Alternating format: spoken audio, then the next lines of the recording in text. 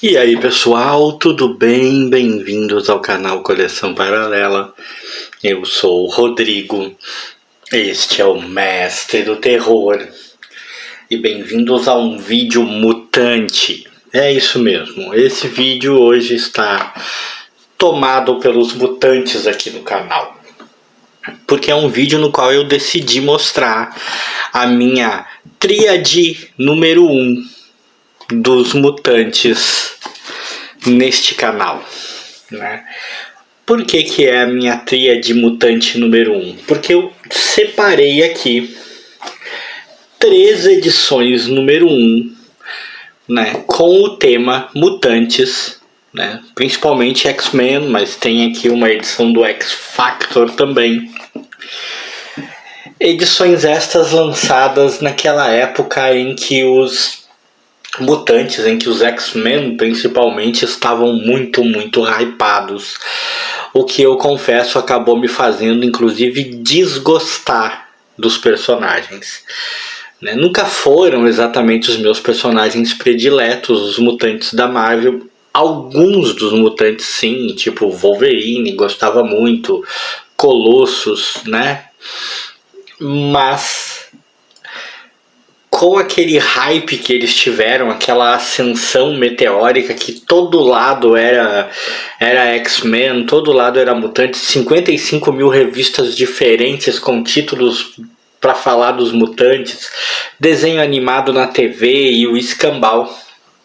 Acabou que eu desgostei, acabou que eu fui bombardeado de tal maneira pela invasão mutante da Marvel que eu acabei desgostando dos personagens e larguei deles por um bom tempo, voltando a ler apenas em anos posteriores, né? Foi quando eu voltei a me interessar. Mas antes de começar a falar de fato sobre essas 3 edições que eu tenho, deixa eu mandar um agradecimento especial aqui à minha sobrinha Franciele, porque ela contribuiu para este canal com a iluminação que há algum tempo faltava. Nós agora temos uma nova iluminação no canal. Ela cedeu essa iluminação, ela cedeu esse equipamento.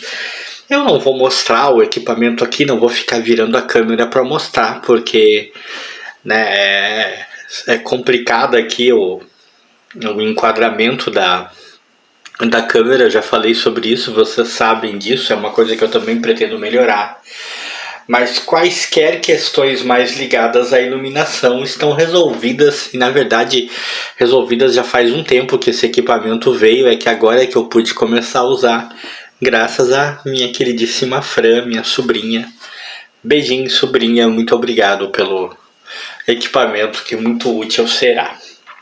Então, vamos falar a respeito. O que eu tenho aqui de número 1? Qual é a minha tríade número 1, né, dos mutantes? Eu tenho X-Men Anual número 1, Dias do Futuro do Presente, com uma capa bem chamativa, né?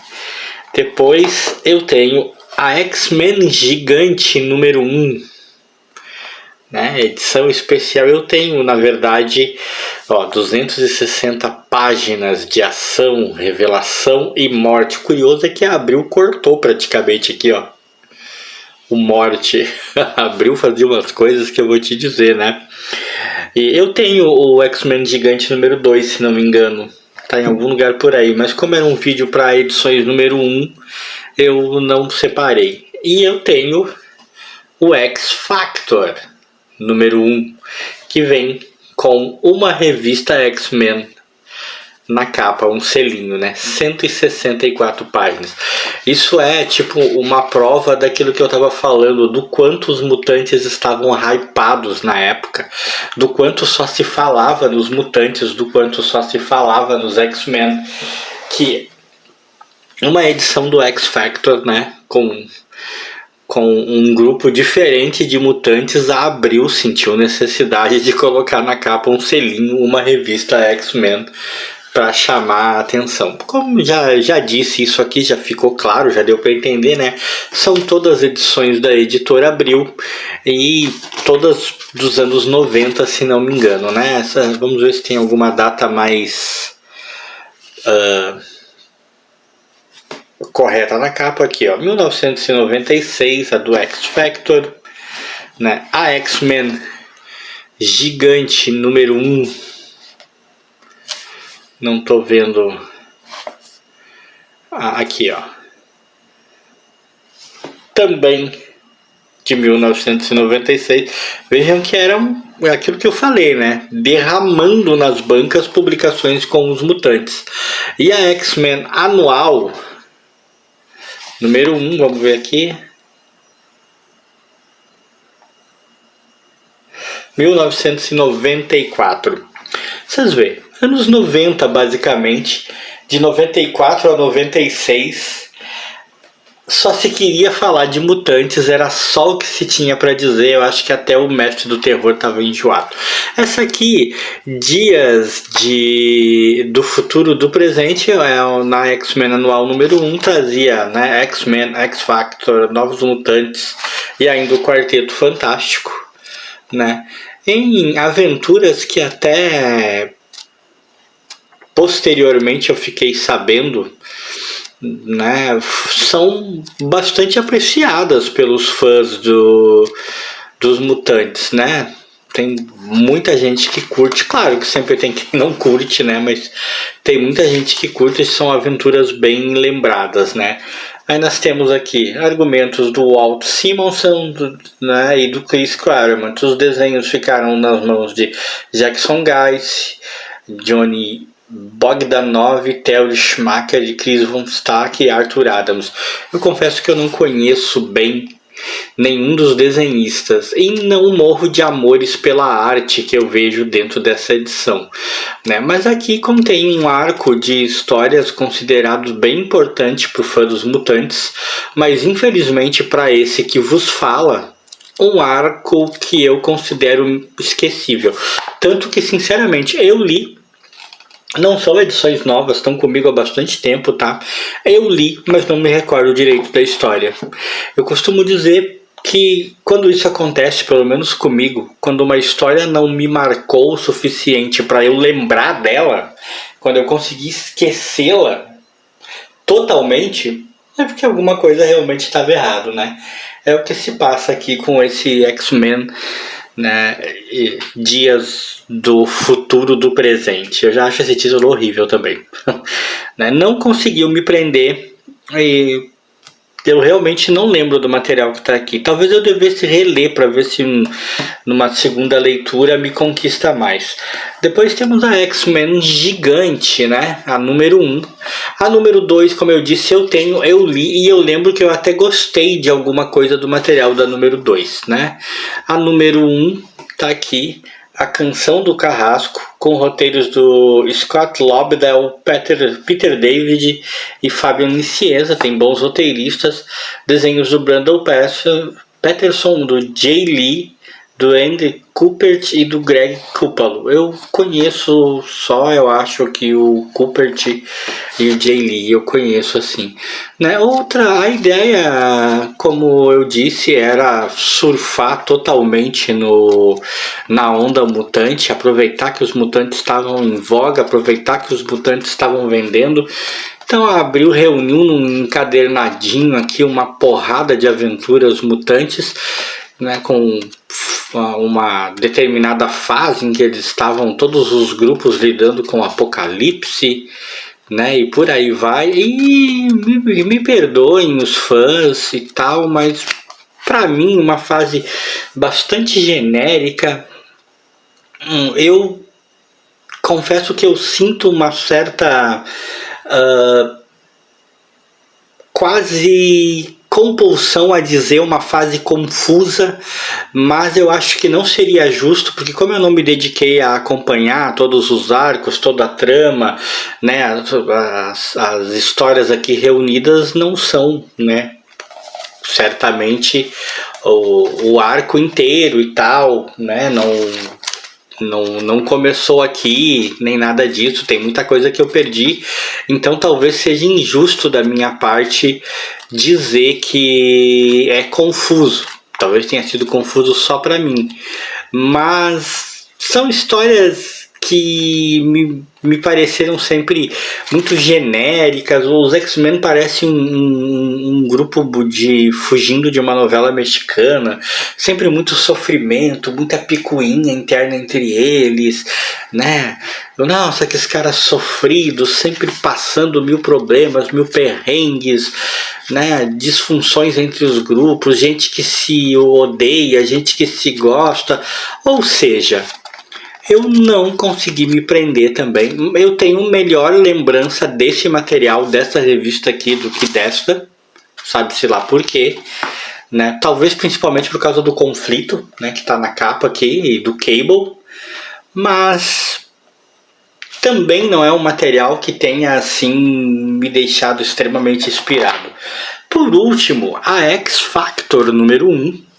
Que eu nem sei se um dia houve uma X Factor número 2, né? Que a revista tem um papel um pouco melhor, né? Por alguma razão foi lançada num papel um pouco melhor, não é papel jornal, e reúne, como o próprio nome diz, as aventuras desse grupo que para mim, na época em que essa revista me caiu nas mãos, era completamente desconhecido. Eu sabia da existência do X Factor, claro, mas eu nunca tinha lido nenhum material com este grupo. Que aqui foi a primeira vez que eu efetivamente fui ler um material deles de verdade, né? E aqui tem uma espécie de cronologia assim, dos lançamentos da época, e eu acho isso muito fortuito porque vem a provar aquilo que eu falei, né? Da overdose de mutantes que sofremos na época e do quanto a Abril estava lançando coisas com mutantes. Olha isso aqui, ó. Confira os lançamentos deste ano. Ó, X Factor Especial 1, né? Eu fui olhar, acho que é esse aqui mesmo, né? Minissérie Cable 1 e 2, eu cheguei a ter essa minissérie, não lembro se eu ainda tenho. A Grandes Heróis Marvel 51 com o Excalibur, um grupo muito ligado a mutantes, né? Embora não tenha só mutantes, pelo que eu me lembre. A X-Men Gigante 1, que tá ali. A Super Aventuras Marvel com a estreia do Cable. A X-Force Especial. A Excalibur Especial. A minissérie do Dentes de Sabre. O Grandes Heróis Marvel com os X-Men, o X-Men Gigante número 2, a Grandes Heróis Marvel 53 com o Cable, as Origens do Heróis Marvel com quem? Magneto, o X-Factor Especial 2 e a minissérie do Ciclope e da Fênix e ainda o Grandes Heróis Marvel 54 com a X-Force. Ou seja, cara, você nem tinha opção. Quase tudo que você ia adquirir na banca na época tinha mutantes, né? Aqui o argumento é do Peter Davis e os desenhos do Larry Stormman, e eu vou dizer para vocês que das edições que eu tô mostrando aqui, a que eu gostei mais, a que eu guardo um pouco mais de memória de ter pelo menos me prendido mais a atenção, foi a do X Factor, mas já adianto que não porque eu tenha achado a história muito boa, muito maravilhosa, não porque ela tenha uma qualidade que eu ache superior às outras duas, mas por aquilo que eu disse, porque eu conhecia bem pouco o X Factor na época e foi interessante poder conhecer um pouco melhor os personagens, foi interessante poder ler, né? Mas não o bastante para me manter focado e interessado.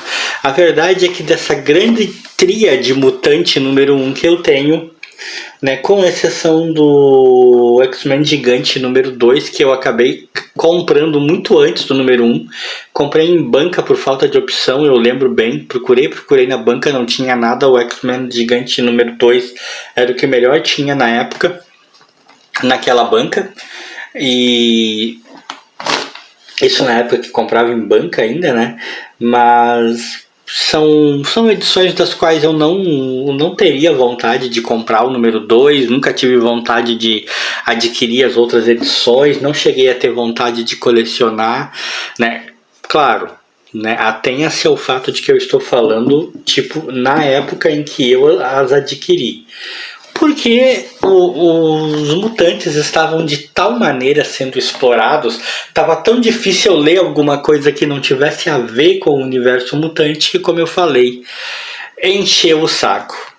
Né? E aí, anos mais tarde, porque todas essas edições aqui eu fui conseguir em sebos mais tarde, anos mais tarde eu fiz essas aquisições, fui ler, né? E é aquela história, fui ler muito depois do período em que elas estavam em voga, mas elas ainda são um reflexo daquilo que elas representavam, ou seja, da hiperexposição mutante dos anos 90, e por isso os resultados foram estes, né?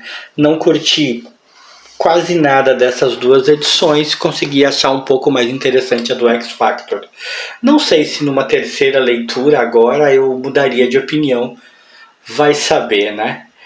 Mas fica como curiosidade do canal que eu tenho todos esses número 1 dos mutantes aí, pelos quais eu basicamente nunca avancei. E você, gostava dessa fase? É um dos fãs dessa fase dos X-Men aí com conflito, apocalipse e o caramba? Não é? Também acha como eu que houve uma exposição excessiva dos mutantes naquele período? Deixa aí nos comentários que, como sempre, eu vou gostar muito de saber.